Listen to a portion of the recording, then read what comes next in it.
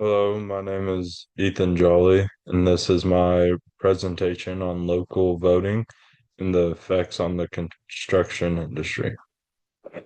So, what is local voting? So, local voting includes city councils, county commissioners, school boards, and ballot measures. Bond measures are local tax initiatives and allows citizens to set the precedent. So, anytime you go your to elect your mayor or anyone like that, wherever your voting area is,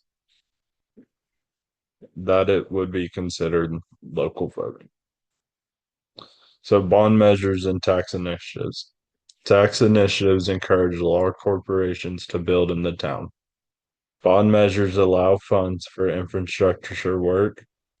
Road, bridges, schools, parks, and water systems are all considered part of these bond measures. When When they are rejected by the people, the projects can be delayed for years. Rejected bonds lead to limited job growth and economic growth.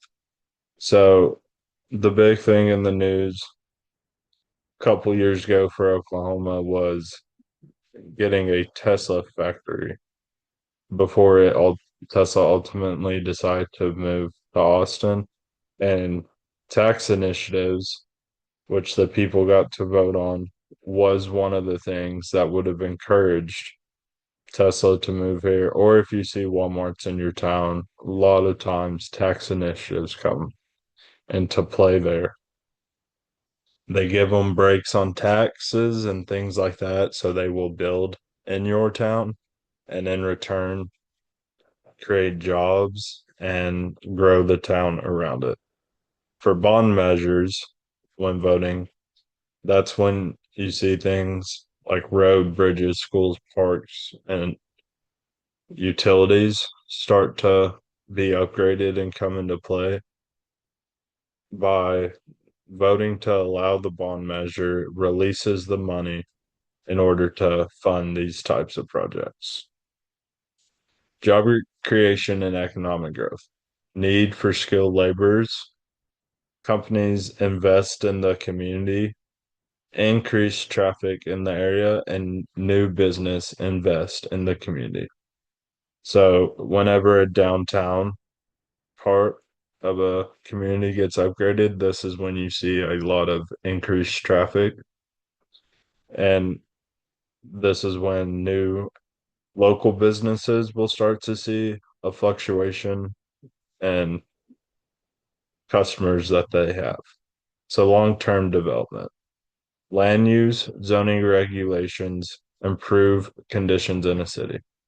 Improve Our Tulsa, the plan for Tulsa that got passed recently includes roads, bridges, flood control, economic development investments, and facility and infrastructure needs identified by the citizens of Tulsa. So your zoning regulations and land use come into play a lot of times when you're voting. And we can see this in Norman too, when they passed to have the turnpike go through their town, the land use increased and the local government actually had to buy back multiple homes within that city. So communication and population growth. Schools to avoid overpopulated classrooms, residential projects, roads, utilities and bridge development, and affordability.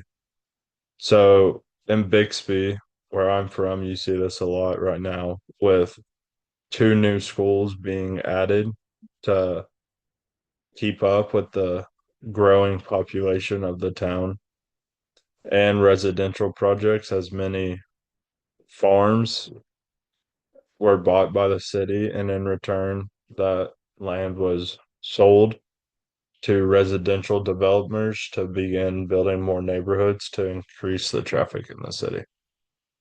And that is my presentation. Thank you.